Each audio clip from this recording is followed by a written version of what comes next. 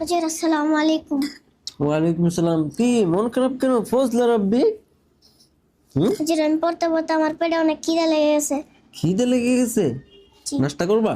জি। মাশাআল্লাহ। আচ্ছা, তার আগে তুমি আমাকে সুন্দর করে একটা গজল শোনাও। আমার মনে ভালো না, আমার দিলে ভালো না, কতদিন হলো নবীর রোজা দেখি না, কতদিন হলো নবীর রোজা দেখি না। আমি যাব মদিনা, আমি দেখব মদিনা, আমি যাব মদিনা, আমি দেখব মদিনা। আমার মনে ভালো না, আমার দিলে ভালো না, কতদিন হলো নবীর রোজা দেখি না, কত